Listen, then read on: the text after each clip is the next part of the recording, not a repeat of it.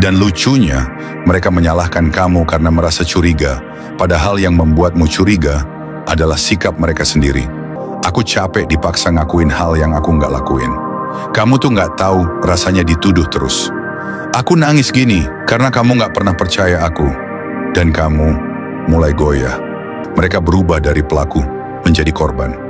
Tiba-tiba dia menangis, suaranya lirih, wajahnya lesu, dan kamu mulai merasa bersalah. Padahal kamulah yang disakiti. Tapi begitulah cara mereka bertahan, dengan membalik posisi dari tersangka menjadi yang teraniaya. Kamu mulai menyalahkan dirimu sendiri. Kamu mulai bertanya dalam hati, apa benar aku yang membuatnya pergi? Apa aku seburuk itu sampai dia butuh pelarian? Selingkuh, ngeles, nangis, terus nyalain kamu.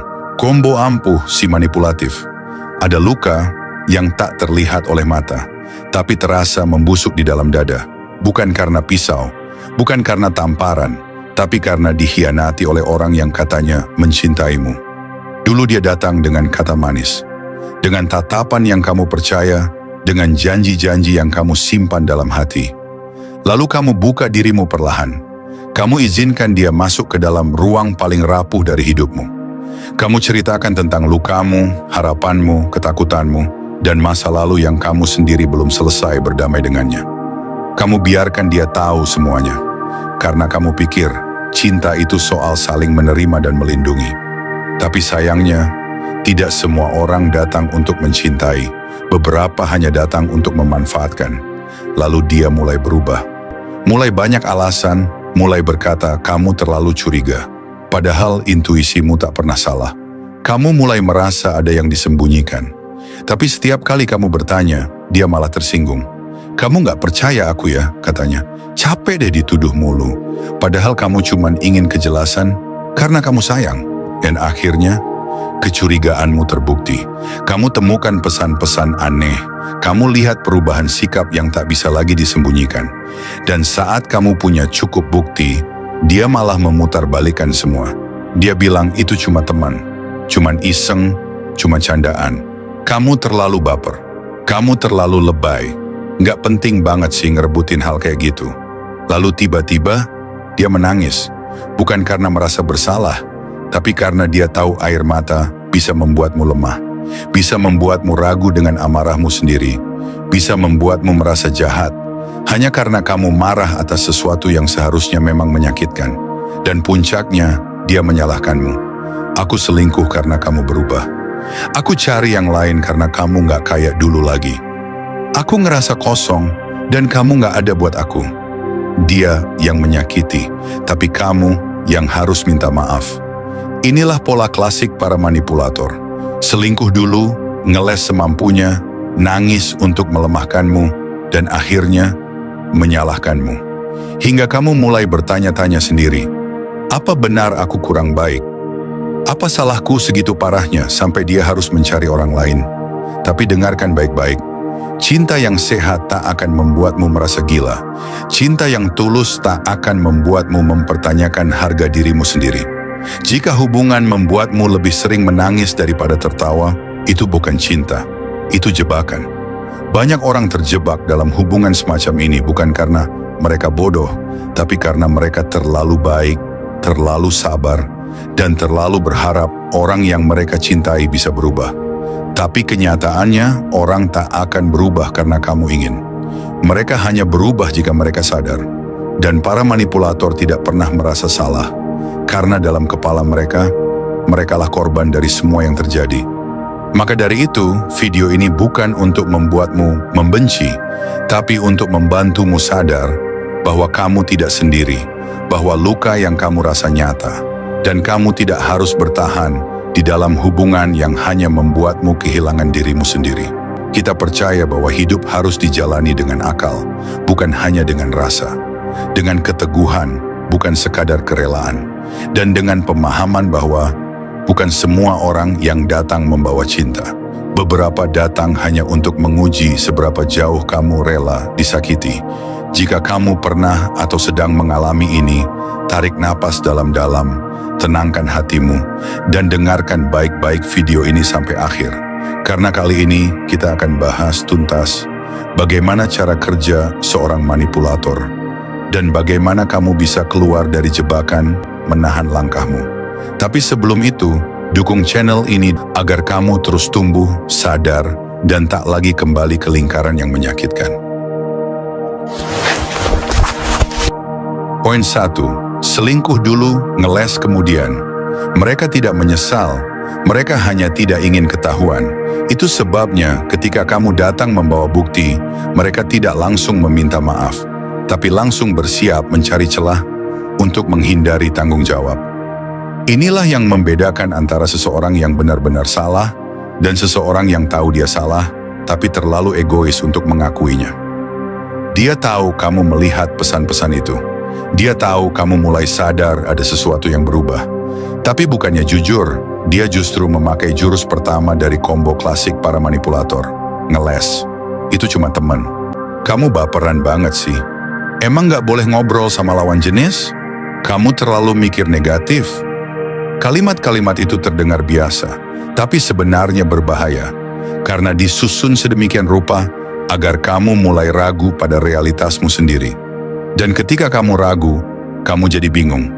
Kamu mulai bertanya-tanya, apa aku yang terlalu berlebihan? Apa benar aku yang terlalu sensitif? Apa aku yang salah paham? Inilah yang disebut gaslighting, saat seseorang memanipulasi fakta agar kamu merasa persepsimu sendiri tidak valid. Mereka tidak membantah dengan kebenaran, tapi dengan keraguan yang dibuat-buat.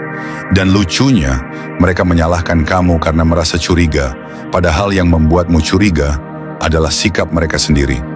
Itulah pola dari pengkhianat yang pandai. Dia bukan hanya menyakiti, tapi juga membuatmu merasa bahwa rasa sakit itu berasal dari dirimu sendiri. Padahal kalau kita jujur, ketika seseorang benar-benar mencintaimu, dia tidak akan memberi ruang bagi kamu untuk merasa curiga. Dia akan membuatmu tenang, bukan cemas. Dia akan menjelaskan dengan sabar, bukan langsung marah karena ditanya. Dia akan terbuka, bukan defensif dan menghindar.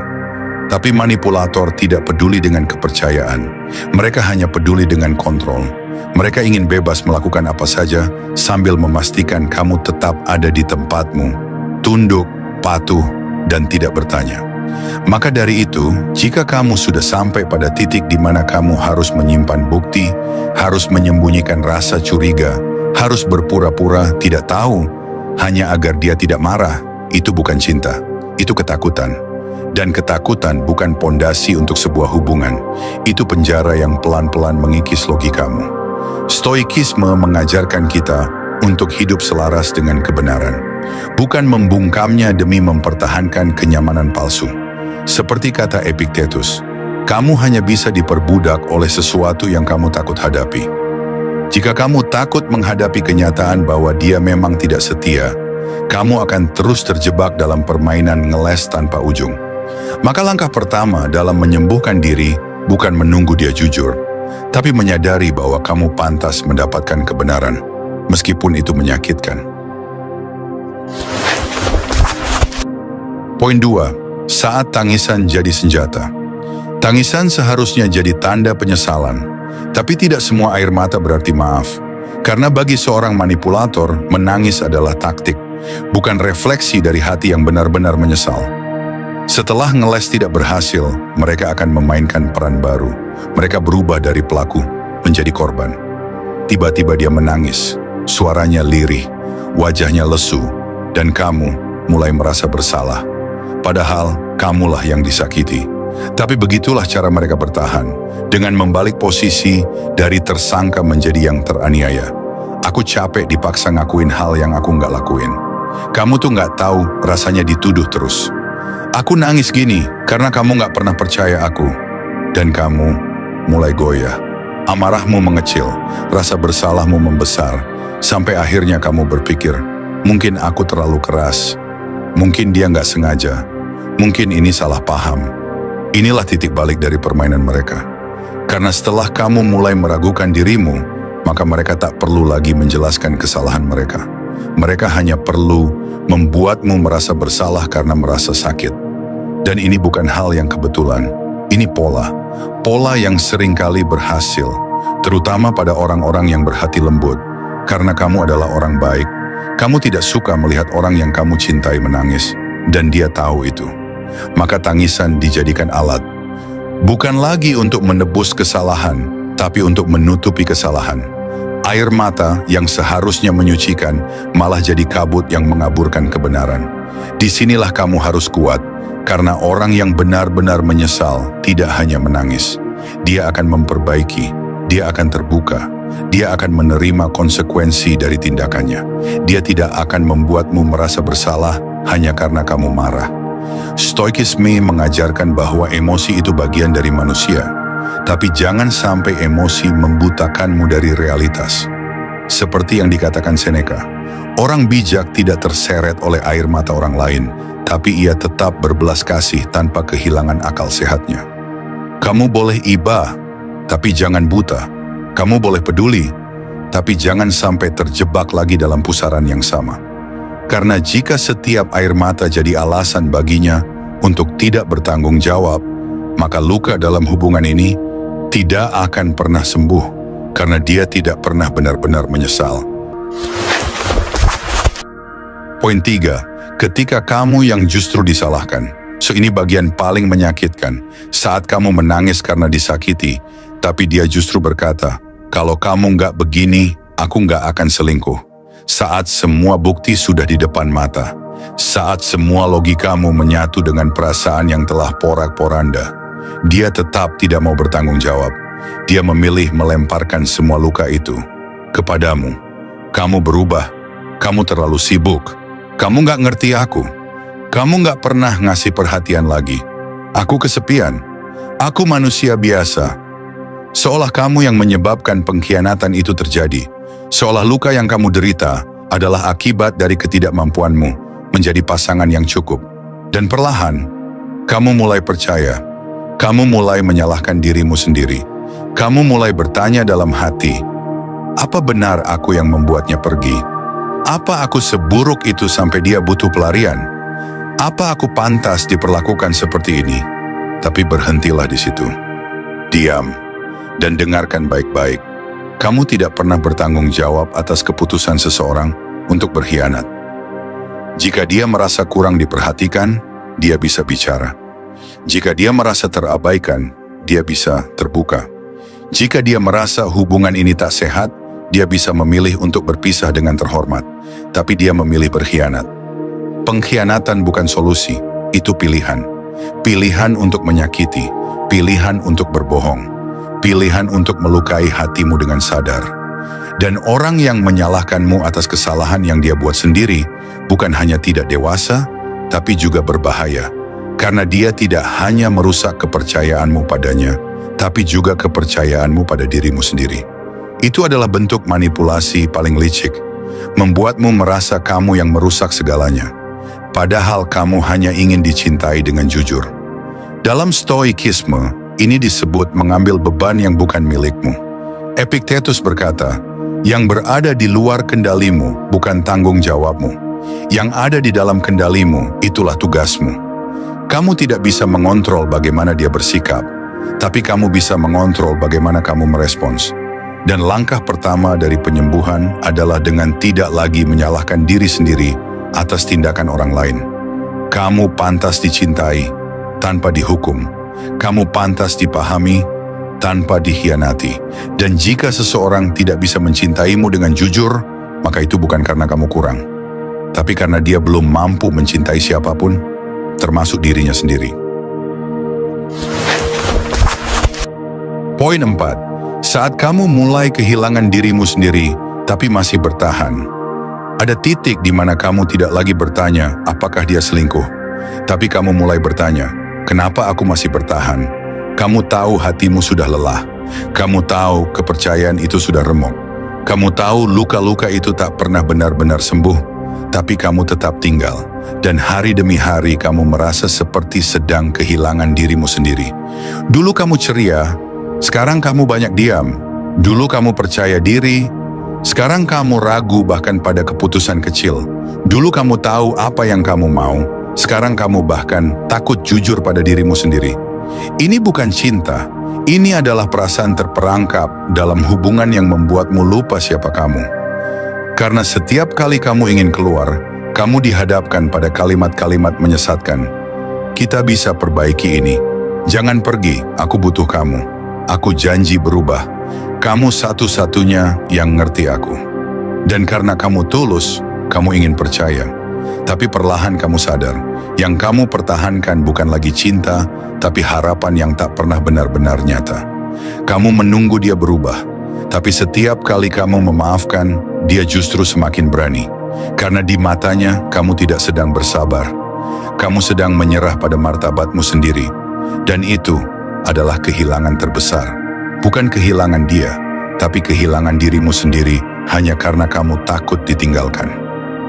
Stoikisme mengajarkan bahwa cinta tanpa keutuhannya diri hanyalah bentuk lain dari perbudakan batin.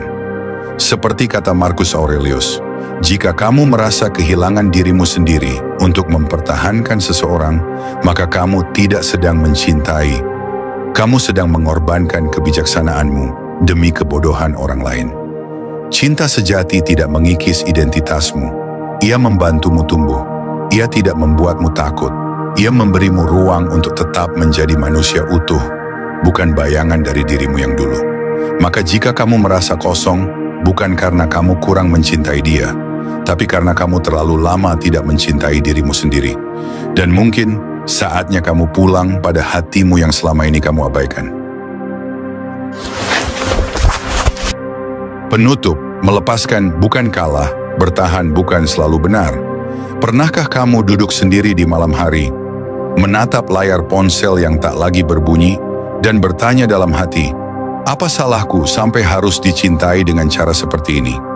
Kamu tidak gila, kamu tidak terlalu sensitif, kamu tidak terlalu menuntut, kamu hanya manusia yang ingin dicintai dengan jujur dan sepenuh hati. Tapi dunia ini tidak selalu memberi kita cinta seperti yang kita layak terima. Kadang kita diberi cinta yang palsu, yang hanya indah di awal tapi penuh luka di akhir. Kadang kita bertemu orang yang mengaku mencintai kita, tapi tak mampu menjaga kepercayaan kita. Yang lebih pandai menyusun alasan daripada memperbaiki kesalahan. Yang menangis bukan karena merasa bersalah, tapi karena takut kehilangan kekuasaan. Dan kita, karena terlalu berharap, terlalu cinta, akhirnya memilih bertahan. Meski jiwa kita tercekik, meski hati kita menangis diam-diam setiap malam. Kita berpikir, mungkin kalau aku lebih sabar, semuanya akan berubah. Mungkin dia akan sadar suatu hari nanti. Mungkin ini bagian dari perjuangan cinta. Tapi cinta yang sesungguhnya tidak membuatmu kehilangan jati diri. Cinta sejati tidak membuatmu menahan air mata lebih banyak dari senyuman. Cinta sejati tidak mematahkan harga dirimu hanya karena takut kehilangan seseorang. Mencintai itu mulia, tapi mencintai orang yang terus menyakitimu dan membiarkan itu terjadi berulang kali bukan lagi bentuk kesetiaan. Itu adalah bentuk dari pengabaian terhadap dirimu sendiri. Dan di titik inilah, kamu harus mulai bertanya, apakah yang aku pertahankan ini benar-benar cinta atau hanya rasa takut ditinggalkan yang menyamar sebagai cinta? Stoikisme tidak mengajarkan kita untuk membenci, tidak, justru sebaliknya. Ia mengajarkan kita untuk melihat segala sesuatu apa adanya, tanpa topeng, tanpa ilusi. Marcus Aurelius pernah berkata, jangan berharap dunia menjadi seperti yang kamu mau. Terimalah dunia sebagaimana adanya dan lakukan yang terbaik dengan apa yang kamu punya. Maka terimalah kenyataan ini. Jika seseorang terus melukai kepercayaanmu, menyalahkanmu atas kesalahan yang ia buat, membuatmu merasa kecil dalam hubungan yang seharusnya saling menguatkan, maka kamu tidak sedang mencintai seseorang. Kamu sedang tersesat di antara harapan dan penyangkalan. Kebaikanmu tidak seharusnya menjadi alasan untuk terus terluka. Ketulusanmu tidak seharusnya dimanfaatkan oleh orang yang tidak tahu cara menjaga. Lalu kamu bertanya, kalau aku pergi, bukankah itu artinya aku kalah? Tidak, justru di sanalah kemenanganmu. Karena melepaskan bukan berarti menyerah. Kadang, melepaskan adalah bentuk cinta paling dewasa pada diri sendiri. Kamu tidak sedang lari dari cinta. Kamu sedang kembali pulang ke rumah terpenting yang pernah kamu miliki, dirimu sendiri. Epictetus berkata, kebahagiaan bukan terletak pada hal-hal eksternal, tetapi pada bagaimana kita memilih merespons hal-hal itu. Maka hari ini kamu bisa memilih. Tetap tinggal dalam rasa sakit yang sama, atau mulai berjalan, meski perlahan, menjauh dari luka yang sudah terlalu lama kamu peluk. Kamu tidak sendirian. Banyak orang di luar sana juga pernah merasakan kehilangan yang sama. Tapi justru dari kehilangan itu, mereka belajar bahwa mereka jauh lebih kuat daripada yang mereka kira. Dan kamu pun begitu. Kekuatanmu tidak terletak pada seberapa lama kamu bertahan, tapi pada keberanianmu untuk berkata, cukup. Cukup menyalahkan diri sendiri. Cukup memberi kesempatan pada orang yang tidak pernah benar-benar berubah.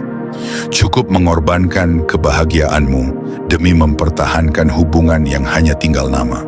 Hari ini bukan akhir, ini adalah awal dari perjalanan kembali pada dirimu sendiri, pada jati dirimu yang dulu tersimpan di balik luka, pada ketegasanmu yang sempat kau kubur demi sebuah harapan. Tidak apa-apa jika langkahmu masih gemetar.